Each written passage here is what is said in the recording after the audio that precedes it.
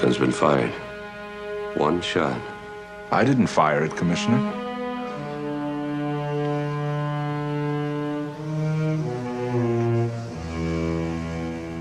Doesn't anybody believe me?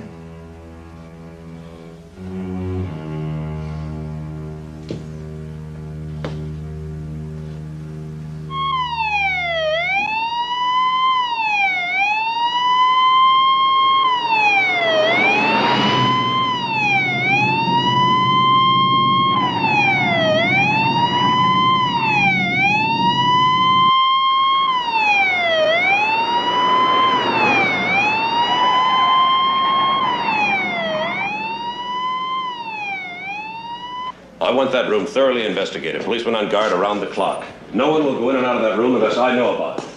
I want the guest list, the name of the caterer, photographer, and florist, and anybody else involved in that reception, no matter how remote.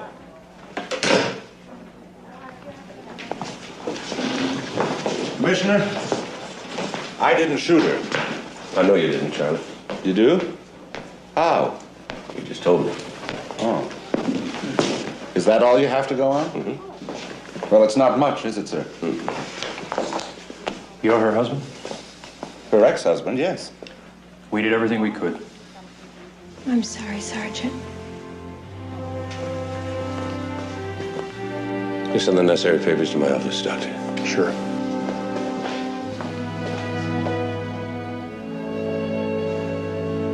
Well, I guess we'd better go down to headquarters and book me. Sergeant Mack would never have you arrested. Well, I'm afraid he has no choice, Mrs. McMillan. He's right, Sally. I was afraid he was.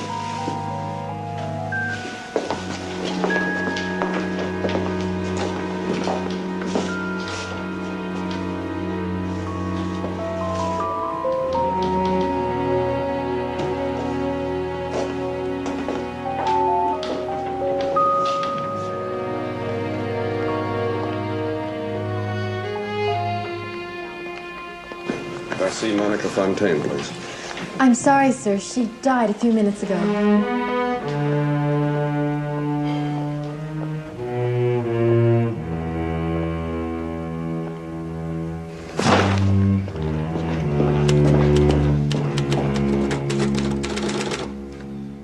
I bet this is the first time a cop ever turned in a report on himself.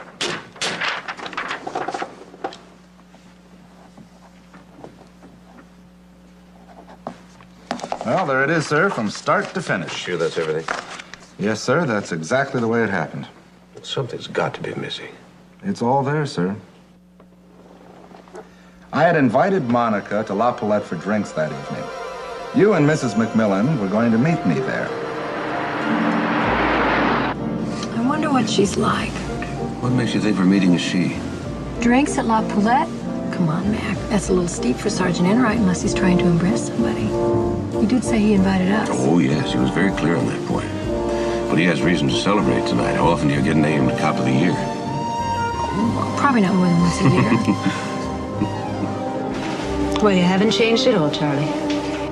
And that's as depressing a statement as I ever hoped to make. Well, I'm sorry if I disappoint you, Monica. You look very good. I do. It's no thanks to you. I'm held together by a thread, Charlie. A thread. These last 15 years have been quite a trip. Quite a trip. But as rough as it's been, I'd take it over life with you again, sweetheart. The Enright party. Yes. They are very much here, Commissioner. Thanks, Alonzo. You see, I was right. She is a she. Look at that face. Not one real thought in it. Will you stop grinning at me, Charlie? I'm not grinning, Monica. That's the way my mouth is. I had forgotten how much I always hated it. And every other part of you. Hello, Sergeant. Congratulations. We're so pleased. Nobody deserves an award more than you do. Thank you. Commissioner, Mrs. McMillan, this is Monica Fontaine. Commissioner of Police? Well, what is this, a cop convention? You know I always hated cops, Charlie. I can't imagine why anyone would want to give an award to one.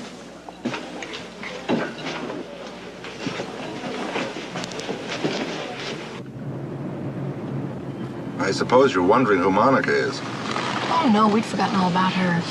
Wish I could. Guess I never will. I even kept hoping that you'd come with us to the ceremony tonight. You know, Sergeant, she doesn't seem quite right for you. How did you happen to meet her? She's my wife. Your wife? My ex-wife, yeah. I didn't know you were married, Charlie. Well, I've been divorced a lot longer than I was married. Monica left me 15 years ago. I saw her today again for the first time. You know, it's funny. When she phoned me this morning, I thought it was to congratulate me on my award. But of course, she never even knew about it. She live here? No, Los Angeles. She came up here for the wedding of her niece. Our niece. I'm sorry I had to put you two through all this. Don't apologize, Sergeant. I'm just glad you didn't have to go through it alone. You might not have made it to the ceremony in time. Hey, that's right. The cameras are waiting. Oh, no, I'd forgotten about all those cameras. I'd almost rather face Monica again. You must be a very happy man tonight, Sergeant. Oh, yeah, real happy. Oh, well, how about letting us see some of it? Oh, you are. I'm grinning right now, actually. Oh, really? That's my grin. Poor Sergeant Enright. He's still in love with his wife. It's right there on his face, isn't it? Policeman of the Year. I'd say no. What makes you say that? But I'm sure you're going to tell me anyway. Well, why else would he want to see her again? Then she had to go and ruin his big moment. She didn't even congratulate him. You know, it's a shame you're so happily married. You are, aren't you? Mm-hmm. Because you have the makings of a great ex-wife. Well, that's something you'll never know for sure. Good night, everybody. Okay, come on, let's go this way. All right, fellas, come on, let's get a few shots over here. Excuse me, honey, we'll just step right back. Come on, you get over there. All right, get around here. Now, when you shake hands with them, go ahead. Shake hands, the two of you. That's it. All right, fellas, go ahead. I really don't mind working this weekend, sir, if there's something I can do for you. I thought your niece's wedding was tomorrow. Yes, sir, it is. But I only have to put in an appearance. I take it you're not looking forward to the festivities. Well, I was looking forward to it, sir. I'm very fond of my niece. It's just that I'm afraid that a wedding will bring out the worst in Monica. That wasn't the worst we saw last night? No, sir. Monica was just getting started last night. You see, sir, Monica believes that our marriage is to blame for everything that's gone wrong in her life. She thinks I'm the one that stood in the way of her career. From what I saw last night, I can't imagine anyone standing in her way. Well, I did refuse to move to Hollywood, sir. We were both very young. She thought all you had to do was to move there to become a star. So she went without you? Mm-hmm. But I thought that once she found out what it was like, she'd come right back. But how can she blame you for her failure? You didn't stop her from going, did you? Well, she said that if I had believed in her talent, I would have gone with her. Well, if her own husband didn't believe in her, how could she be expected to convince strangers? Well, she's gotten you to swallow that argument. She's a pretty good actress. Look, why don't you just go down to the wedding and get it over with? Hey, I got an idea. Why don't I drop by the reception, have some assignment for you, and get you off the hook? Well, I couldn't ask you to do that, sir. No, you couldn't. That's why I offered. Well, I think we better find the cop of the year. Bigger office.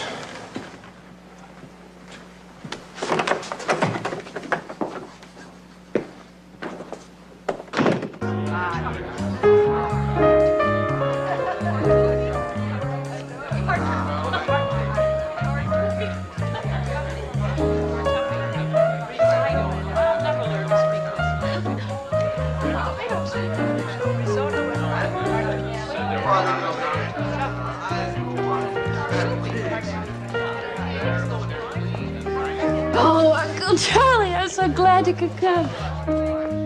I don't think I really would have felt married if you hadn't been here. Well, you have all it takes to make it legal right here. Oh, and we're so proud of your award. Except in my book, Uncle Charlie, you're cop of the century. Well, I'd like to borrow that book when you finish reading it. We'll see you later. Okay. You look beautiful.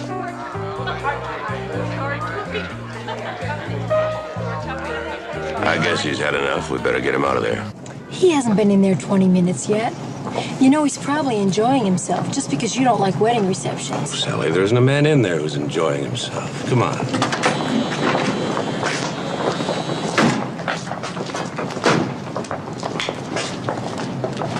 Well, after all these years, it must be Captain Enright or Major or whatever it is they call cops. No, it's just Sergeant, Mr. Fontaine. Just Sergeant? Wow. I always said you'd never amount to much, Charlie, didn't I, huh? Yes, you always did. Say, have you seen Monica since she's been back in town? We had a drink together. You drinking now, Charlie? No. Not really. There's just been no improvement in you at all, has there been? No, sir, I guess there hasn't been. Sergeant. Commissioner, Mrs. McMillan. What a nice surprise to see you here. I'm afraid I have some bad news, Sergeant. I'm going to have to pull you away from here. That is, if your friends will excuse you. Oh, I don't know anyone here who'd miss him at all. Mr. Fontaine, I'd like you to meet Commissioner and Mrs. McMillan. This is my former father-in-law. Let's just say I'm Monica's father, huh? Let it go at that. Yes, I think that's enough to say. We met your daughter yesterday.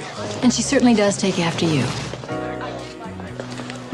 Well, I guess we better be going. I'm sure what work there is. Can't wait.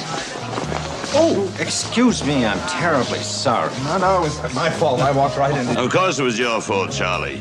And before you go knocking down any more professional men, let me introduce you to this one. This is Dr. Thursby. He came with Monica. And this doctor is Monica's first mistake, Sergeant Charles Enright. His friends are Commissioner and Mrs. McMillan. Nice wedding. Yes, it is. Well, they're not guests here, you know. They're just collecting funds for the policeman's ball.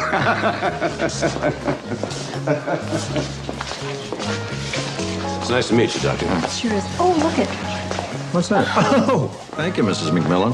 If I walk around with a feather on my lapel, people will think I'm a vet. Well, I know you hate to leave, Sergeant, but we really must go. Leaving so soon, Charlie? Hello, Monica. Yes, we were just going. Oh, you can't go yet. I've been looking for you all over. Let's go someplace we can talk.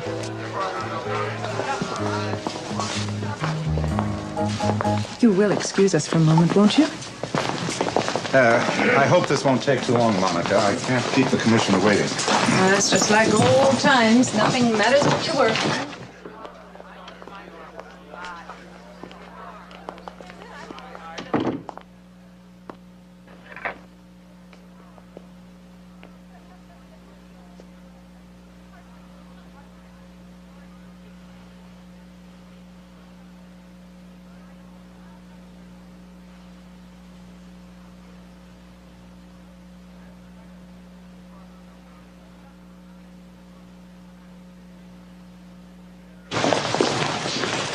Let's have a drink. Good idea. Do you remember the day we got married? Of course I do. This room reminds me of our marriage. Drab, barren, lifeless, unused. I was the one who wanted children, Monica. Children? Ha! You're interested in nothing but being a cop. Let's not go into all that again, please, Monica. Why? Because you have to go? Well, it's always been you, Charlie, hasn't it? Everything's always been more important to you than I. Well, go. Go on, leave. Leave me, just like you did last time. You're the one who went, Monica. I left because I had a career waiting for me, all the world waiting. Only without you, you know what they did to me. They didn't want my talent. Without you to protect me, they turned me into a tramp, Charlie. And when they were finished with me, they locked me up in a mental hospital for 3 years. 3 years! I'm sorry, Monica. I didn't know. Aunt Monica, Uncle Charlie, please open the door. Every day. Every day when I was there, I thought about you, Charlie. I thought you'd come. I thought you'd get me, Charlie. You were too busy playing policeman. Cop of the year. Big shot cop of the year. A guy like you can be destroyed, too. You are not that safe. Monica, you need a doctor. I've seen doctors. Doctors can't help me. I have to help myself. How would you like to be alone, abandoned, have everyone point an accusing finger at you? I live for the day, Charlie, when you'll know what I've been through. Monica, what are you talking about? The cells, the bars, the disgrace, especially the disgrace. I want you to know the hell I've lived all these years. Monica! God, no, don't. Please. Please, don't kill me! Please, don't kill me!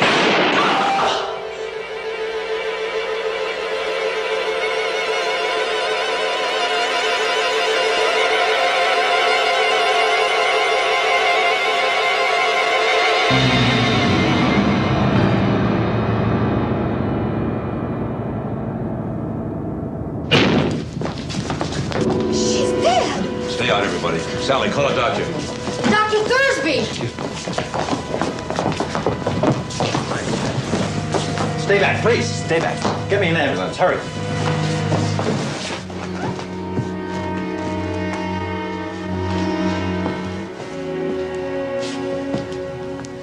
What happened?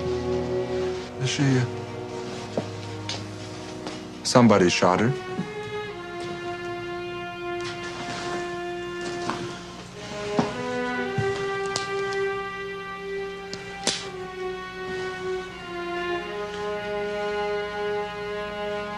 This gun's been fired. One shot. I didn't fire it, Commissioner. I was wrong about you, Charlie. I just didn't believe you had it in you. I didn't shoot her.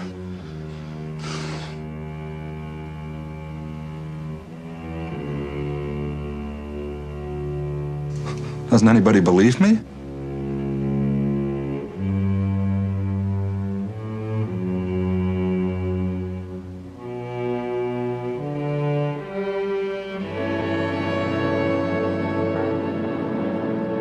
All right, let's go over it once more. We've been over it and over it, Commissioner. I've told you everything. Are you sure there isn't anything you've forgotten? Well, if there is, I've forgotten it. Well, it just doesn't make any sense. Nobody could have gotten in or out of that room. Haven't you forgotten something, sir? What's that? You haven't booked your principal suspect. Don't be so anxious, Charlie. I don't want your record to show you were booked for murder if we can avoid it. Let's wait until we get the ballistics report. I appreciate that, sir, but anybody else would have been booked by now as routine procedure. Well, if it'll make you feel any better, I'll book you. Well, I don't mean to sound pushy, sir. Well, let's wait for that ballistics report, okay? I can't believe that bullet was fired from your gun. Then how do you explain the fact that my gun had just been fired? I mean, if I didn't do it. Sergeant, whose side are you on anyway? I am on yours, sir. Good. When was the last time you fired your gun? This morning at target practice. That's how I know the paraffin test will be positive. Commissioner? Well, maybe I better come back when the commissioner's not quite so busy, or perhaps you could come to the lab, Commissioner, or maybe we could meet in a coffee shop. Whatever you have to say, Sykes, you can say it in front of me.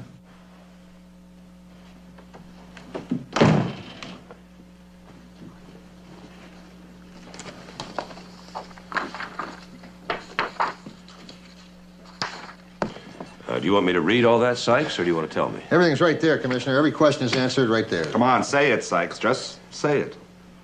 Well, of course, we all knew the paraffin test would show positive. Go on.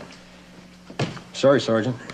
The bullet that killed the deceased came from your gun. Are you sure, Sykes? Positive. Look for yourself. Check the gun filings, the barrel of the gun, the whirls, the swirls. We've never run a double check quite like this one. There's no mistake, none. You do a good job, Sykes. Yeah. I'm afraid so, Sergeant. It still doesn't make any sense. Well, you'll just have to book me now, Commissioner.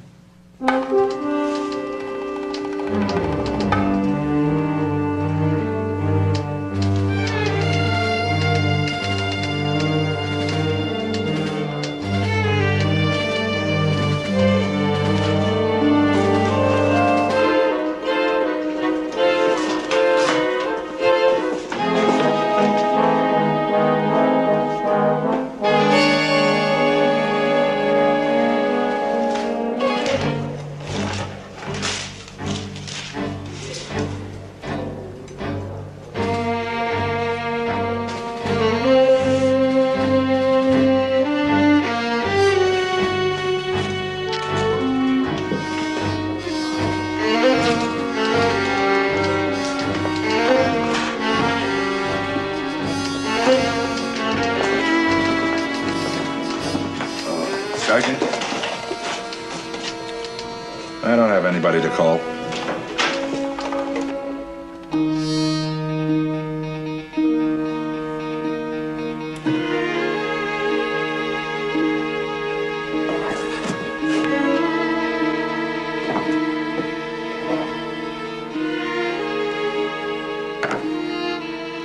15 years in a cardboard box, and it all fits.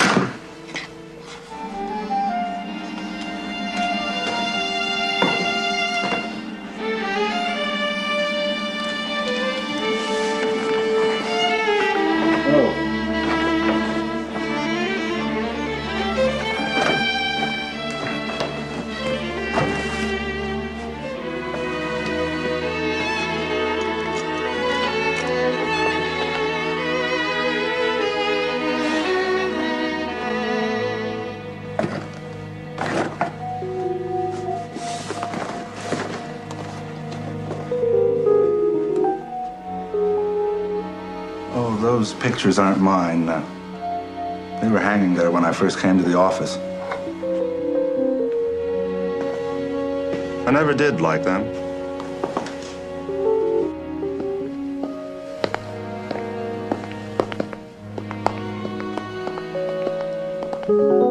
Thanks for posting the bond for me, sir.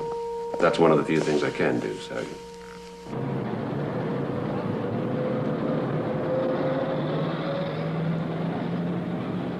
Look who's still waiting. I thought you were going home in a taxi. Do you realize how many men have tried to pick me up while I was waiting? Right in front of the police station. You know what I needed, Sergeant, was a good cop. You mean you've been sitting here all this time? Yes, to give you a personal escort back to our house. I called Mildred. She's got macaroons in the oven. They're your favorite, aren't they, Sergeant? Hey, that's a good idea. You could spend a night in the guest room and then in the morning have one of Mildred's breakfasts. Well, that's very kind of Mildred and of you, but not tonight, thanks. I'll see you at the arraignment in the morning. Good night. Good night, Charlie. Good night, Sergeant.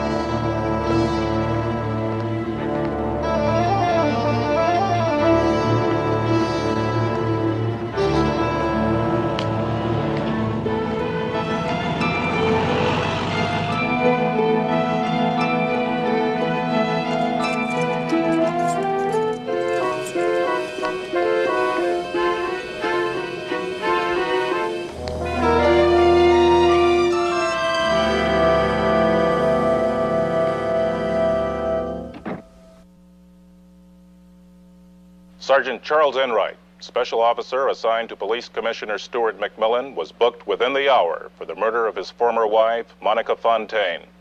Sergeant Enright was the recipient of the city's top police honor, the Policeman of the Year award, just 2 nights.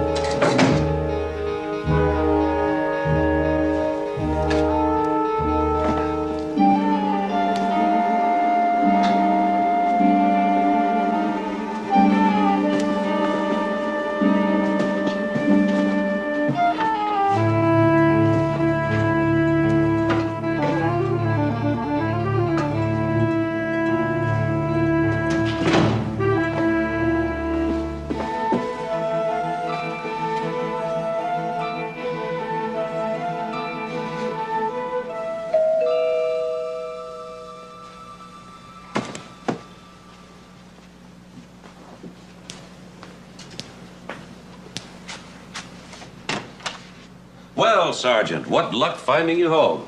I was afraid I might be stuck in the neighborhood for a couple of hours by myself. Oh? How's that, sir? Well, I decided to try that all-night service station you're always recommending so highly. They're greasing my car. Well, would you like me to give you a ride home? Well, I thought I'd wait here, if you don't mind. No, I don't mind. But I don't think I'm likely to be very good company tonight. Drink up. After a couple of beers, we'll both be better company. Well, sir, if you're going to stay here, Why don't you tell that other man to go home? What other man? The one outside, watching me.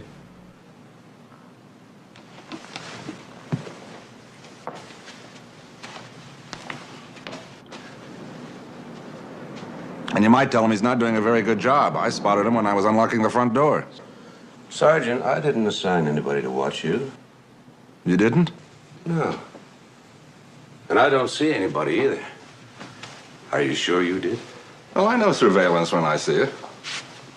Look, Commissioner, if you didn't assign somebody, who did? Oh. By the way, got some good news for you. Mike Bolger has decided to defend you. Mike Bolger? Well, at least you could say his name with a smile on your face.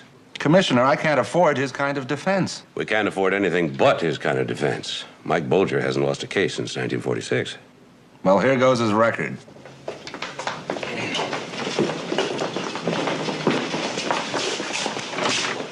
Mac, can I talk to you for a minute? Sure. I've been up with this case all night, and I think the only chance we've got is for him to plead guilty to involuntary manslaughter. That way, we might be able to get him off with 1.5 years. As a matter of fact, with his record, I'm sure of it. You want him to plead guilty? Look, Mac, at my prices, I could stretch this one out so that even I couldn't afford me. Let's get it over with and save everybody. Well, Mike, he's innocent. All right, sounds fine. But remember, if he's pronounced not innocent, he'll get 20 years to life.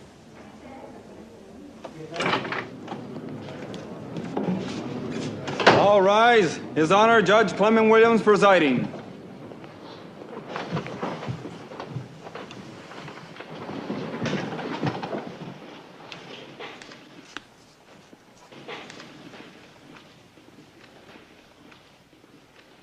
I suppose, Sergeant, you are aware of the charges against you? Sergeant Enright is aware of the charges, Your Honor.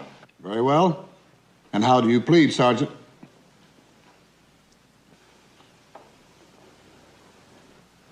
Not guilty, Your Honor. Since we're dealing with a case where a man's reputation is at stake, I'm sure everyone is most anxious for an early preliminary hearing. We'll therefore set that hearing for 1 week from tomorrow, if there are no objections. No objections, Your Honor. Will you set bail at this time, Your Honor? No. The court will wait until after the preliminary hearing before entertaining any decision on bail. May I address the court, Your Honor? State your name and what capacity you wish to address the court. Stuart McMillan, I am here as amicus curiae, Your Honor. And for what purpose, Commissioner? Your Honor, Detective Sergeant Charles Enright has served as special officer attached to the police commissioner for as long as I've held the post. I can attest to his outstanding character. His record will verify him to be one of the best men in our entire department. Prior to this incident, he was without blemish. In view of these facts, I'm asking the court to reconsider its position in refusing to set bail at this time. I appreciate your interest, Commissioner.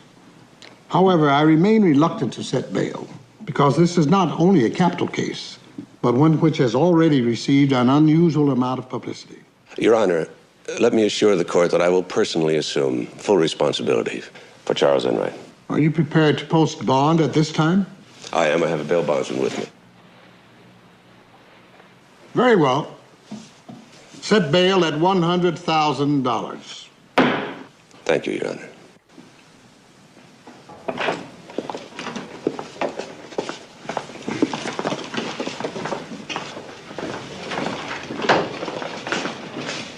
I know what you're doing, Commissioner. You're going after a whitewash, but it's not going to get you anywhere. I know how you cops stick together. You hired Bolger, you posted bond, and you'll do everything you can to get your friend off. But it won't work, Commissioner, because I won't accept anything but justice. Neither will I. So what's your interest in the case? My name's Alex Fontaine. I'm Monica's brother. Well, I appreciate your desire for justice, Mr. Fontaine, so I'll forget what you just said, because it sounds an awful lot like a threat. Don't forget it, Mr. Commissioner. Think about it a lot. Because if the law doesn't get Charlie Enright, I will. And no one, you included, is going to stop me. Alex Fontaine is a former Green Beret, skilled marksman, and an expert in karate. Well, he sounds like a walking weapon. Can't you arrest him for making threats like that? Only if he puts it in writing and mails it. Why don't you send him a self-addressed stamped envelope? You don't think he'll really try and hurt Sergeant Enright, do you? Well, I'm worried enough to put a tail on him. And Enright. Okay, what's the matter with the food? Nothing. Well, now listen, fasting isn't going to help anybody. Come on, Commissioner. At least enjoy your new terrace. Even though it did cost you more than it's worth. What's money, right? Mildred, we were talking about Sergeant Enright. Oh, yeah. Well, we all love him. But let's face it, he's done for. Mildred! Well, facts are facts. Who else killed her? I love him, and I'll miss him. Mildred, he had no reason to kill her. He had no motive. Oh, come on, Mrs. McMillan. There was motive all over that room. 15 years of bad marriage. That's exactly my point, Mildred. Nobody kills his ex-wife after 15 years. Look, don't waste time convincing me. Concentrate on the jury. Me? I love the guy. She's just like a jury, isn't she? That's the way they're gonna be. I'm afraid so. It just wasn't so airtight. There's got to be a flaw somewhere. My father said there are no perfect crimes. Yeah, just unsolved ones.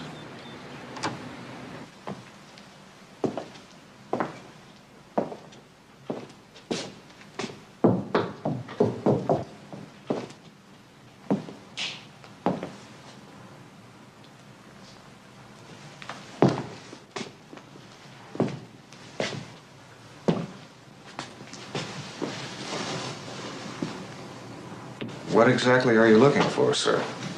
Anything unusual, Jensen. Anything unusual. There's not much hope, sir. There's just no way anybody could have gotten into or out of this place. It's too bad. You know, Enright is a pal of mine. I didn't know that. Yeah. And a great cop. But I knew Monica from the old days. Of course, a guy doesn't like to tell a buddy, but she had a track record when he married her. If you get my meaning.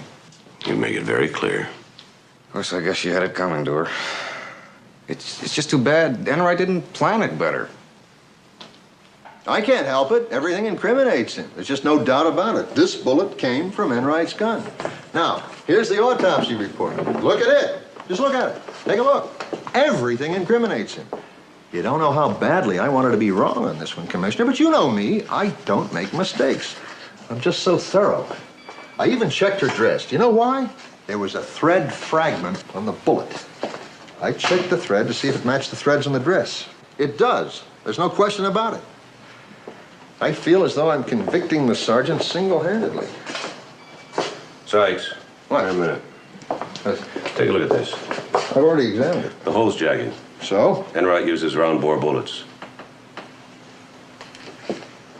You're right, Commissioner. This should be a round hole. In fact, any bullet should make a round hole. Now, that's really very interesting. Let me look at this. Now, that's definitely jagged. Commissioner, this hole should not be jagged. Check the wound again. Blood type. Check everything. How can this hole be jagged? It can't be jagged. Yet it is jagged. Now, that's really very interesting. What would make a jagged hole instead of a round hole? It's not much of a clue, is it, sir? Yeah, but it's something, Charlie. This is the first thing we found that raises a question. Up until now, everything we found incriminates you. But now we have something that's out of the ordinary. Something that indicates Monica couldn't have been killed the way she seems to have been killed. Do you think a jury will buy it? No, I don't think a jury will buy it, but it's a beginning. Ooh, corn and boiled potatoes. Why can't I ever convince Sally to have the both? You expecting company? No, sir. I just love to cook. Only when I'm on duty, I don't have time to cook or to eat. Now I have plenty of time, and I'm not hungry, and this isn't a very good location for a restaurant. Yeah, well, now that we've gotten our first break, everything will fall into place. You really call this a break, sir? Yeah. I'm sorry. I appreciate you stopping by like this, but a jagged hole in a dress isn't going to mean anything to anybody but us. Do you happen to remember why you won the Cop of the Year award? Yes, I do. I cracked the Levinson case. And how did you do that? I finally found a clue. And now you found the clue to the Fontaine case. It's nothing. It's a clue. It is something. You're right.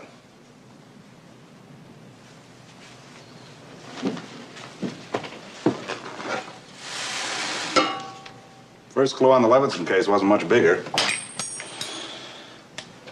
You Care to join me, Commissioner? I thought you'd never ask.